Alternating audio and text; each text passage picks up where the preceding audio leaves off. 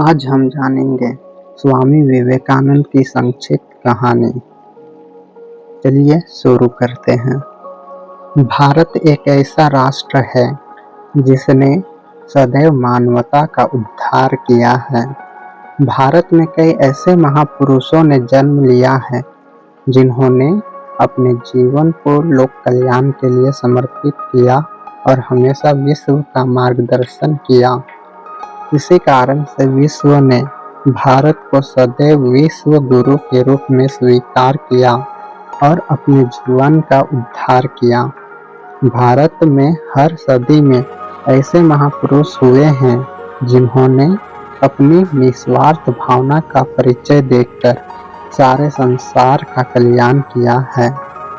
ऐसे ही महापुरुषों में से एक स्वामी विवेकानंद भी थे, जिन्होंने 19वीं और 20वीं शताब्दी में एक प्रसिद्ध समाज सुधारक के रूप में विश्व का नेतृत्व तो किया ही साथ उन्होंने भारत में हिंदू धर्म का पुनरुत्थान भी किया। स्वामी विवेकानंद के संक्षेप में कहानी बताएंगे जो आपके जीवन भर प्रेरित करेंगे। तो चलिए शुरू करते हैं। स्वामी विवेकानंद का जन्म 12 जनवरी 1863 को कोलकाता में हुआ था। उनका बचपन का नाम नरेंद्र नाथ था। उनके पिता श्रीमान विश्वनाथ दत्त, जो कि कोलकाता हाईकोर्ट के एक प्रसिद्ध वकील थे, और उनकी माता श्रीमती भुवनेश्वर देवी धार्मिक विचारों की थी। उनका अधिकांश समय भगवान शिव की पूजा अर्चना में व्यतीत होता था। बचपन से ही नरेंद्र अत्यंत बुद्धिमान होने के साथ साथ बहुत ही नटखट था। उनके घर में प्रतिदिन नियम पूर्वक पूजा पाठ होता था। परिवार के धार्मिक एवं आध्यात्मिक वातावरण के प्रभाव से ही बालक नरेंद्र के मन में बचपन से ही धर्म एवं अध्यात्म के संस्कार गहरे पड़ गए। उनके मन में हमेशा ईश्वर को जानने और उसे प्राप्त करने की लालसा दिखाई देने लगी थी। ईश्वर के बारे में जानने की उत्सुकता में कभी कभी वे ऐसे प्रश्न पूछ बैठते थे कि स्वयं माता पिता और कथावाचक पंडित जी तक के चक्कर आ जाते थे। माता पिता ने बड़े प्यार से अपने नरेंद्र नाथ को पालन पोषण किया था और 5 वर्ष की आयु होने पर उनके माता पिता ने नरेंद्र की पढ़ाई की व्यवस्था घर पर ही कर दी थी। नरेंद्र ने मन लगाकर पढ़ना लिखना शुरू कर दिया और पढ़ाई के साथ साथ बालक नरेंद्र अपने घर में या आस पड़ोस में होने वाले धार्मिक आयोजनों में भाग लेकर कीर्तन करने और ध्यान लगाकर बैठने में रुचि लिया करते थे। धीरे धीरे उनके मन में ईश्वर को जानने की तीव्र जिज्ञासा बढ़ने लगी। इसके लिए वे ब्रह्म समाज के कार्यक्रमों में भी गए और भी कई साधु संतों के पास घूमे, लेकिन उनके मन को संतोष न मिल सका। कुछ समय बाद नरेंद्र के पिता का देहांत हो गया और घर का सारा कार्यभार की जिम्मेदारी नरेंद्र पर ही आ पड़ा। घर की आर्थिक दशा बहुत खराब हो गई थी। इसी बीच उन्हें अपने एक परिचित के घर स्वामी रामकृष्ण परमहंस के दर्शन करने का सौभाग्य प्राप्त हुआ। स्वामी रामकृष्ण की भक्ति देखकर वे उनसे अत्यंत प्रभावित हुए और दक्षिणेश्वर मां काली के मंदिर आने जाने लगे। गुरु स्वामी रामकृष्ण से भी वे अक्सर यही पूछा करते थे, भगवान कहाँ हैं, कैसे हैं और उन्हें कैसे प्राप्त किया जा सकता है। उसके बाद वहीं पर नरेंद्र नाथ ने संन्यास की दीक्षा भी ली। उनका ज्यादातर समय ध्यान, तपस्या और भक्ति में ही लीन होने लगा था। वहीं उन्हें अपने अंतर में कण कण में बसने वाले सर्वव्यापी प्रभु के दर्शन भी हुए। उस समय देश गुलामी के दौर से गुजर रहा था। नरेंद्र का हृदय सदैव देश के हालातों से व्यथित रहता था। नरेंद्र भविष्य दृष्टा थे। उन्होंने एक नए समाज की कल्पना की थी, ऐसा समाज जहां धर्म या जाति में कोई भेद न हो और सभी को समान भाव से एक ईश्वर के नाते पहचाना जाए। नरेंद्र को देश के युवकों से बड़ी आशाएं थी और देश के युवा भी उन्हें बड़े आदर भाव से देखा करते थे। उनके जीवन में कई अद्भुत घटनाएं घटित हुई, कई चमत्कारों और कई दिव्य विचारों से उनका जीवन भरा रहा। सन 1890 में नरेंद्र ने लंबी यात्राएं की।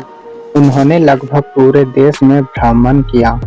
अपनी यात्राओं के दौरान वे वाराणसी, अयोध्या, आगरा, वृंदावन जैसे स्थानों पर गए और इसी दौरान उनका नामकरण स्वामी विवेकानंद के रूप में हुआ।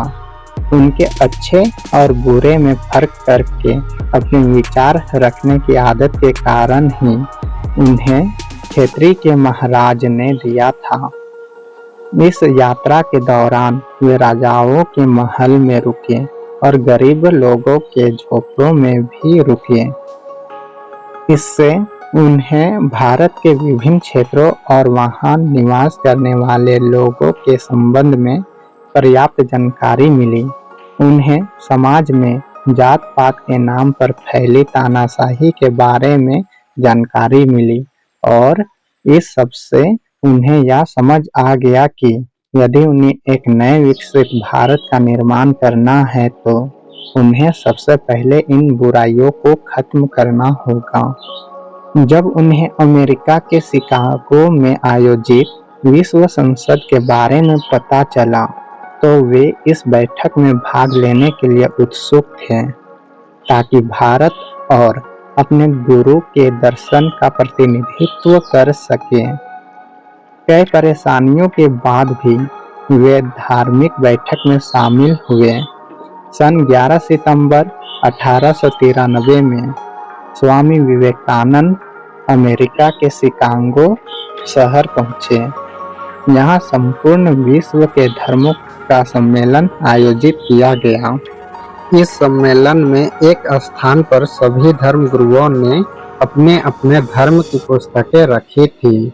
वहाँ हमारे देश के धर्म के वर्णन के लिए रखी गई एक किताब थी जिसका नाम था श्रीमद् भागवत गीता, जिसका कुछ लोग मजाक बना रहे थे, परंतु जैसे ही स्वामी विवेकानंद की पारी आई और वे मंच पर आए और उन्होंने अपना भाषण देने की शुरुआत की, उन्हें मात्र 2 मिनट का समय दिया गया था, किंतु उन्हें प्रमुख रूप से उनके भाषण का आरंभ में ही कहा, मेरे अमेरिकी बहनों और भाइयों। उनके संबोधन के इस प्रथम वाक्य ने सबका दिल जीत लिया और वैसे ही सारा हॉल तालियों की आवाज से गूंज उठा। इसके बाद उनके द्वारा किए गए धर्म के वर्णन से सभी लोग खुश हो गए और हमारे धार्मिक ग्रंथ श्रीमद् भागवत गीता को सभी ने लोहा माना और उन्होंने वेदांत के सिद्धांतों, उनके आध्यात्मिक महत्व आदि का वर्णन किया।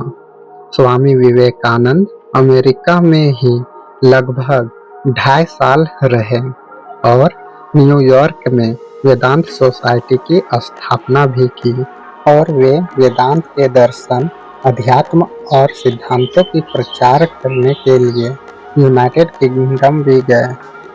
स्वामी विवेकानंद केवल एक संत ही नहीं थे, बल्कि एक महान देशभक्त, प्रखर वक्ता, विचारक और लेखक भी थे। उसका विश्वास था कि पवित्र भारत देश धर्म और दर्शन की भूमि है। इसी देश में बड़े बड़े ऋषि मुनियों ने जन्म लिया है और भूमि संन्यास एवं त्याग की भूमि है और केवल यही आदिकाल से मनुष्यों के लिए जीवन एवं मुक्ति का द्वार खुला हुआ है। स्वामी विवेकानंद ने 4 जुलाई 1902 को बेलूर में रामकृष्ण मठ में ध्यान लगाकर अपने प्राणों का त्याग कर दिया और वे परम निर्वाण को प्राप्त हुए। उनके शिष्यों ने उनकी स्मृति में वहाँ एक मंदिर भी बनवाया। भले ही आज स्वामी विवेकानंद हमारे बीच ना हो, परंतु उनके संकल्प, उनके आशीर्वाद और उनकी प्रेरणाएं आज भी भारतवर्ष की नींव बनी हुई है, जो इस देश को सदैव उन्नति के पथ पर अग्रसर करती रहेगी। स्वामी विवेकानंद ने अपने जीवन काल में बहुत से सुविचार या उपदेश दिए हैं, जिनमें से एक है, दूसरों से जो भी अच्छा है उसे सीखो, लेकिन उसे अपने अंदर लाओ और अपने तरीके से उसे आत्मसात करो। दूसरों के जैसा मत बनो। 12 जनवरी 1863 को कोलकाता में स्वामी जी का जन्म हुआ था और 12 जनवरी को स्वामी विवेकानंद के जन्म दिवस पर युवा दिवस मनाया जाता है। भारत में इस दिन को मनाने की शुरुआत साल 1985 से शुरू हुई थी। तब से हर साल इस दिन को युवा दिवस मनाया जा रहा है।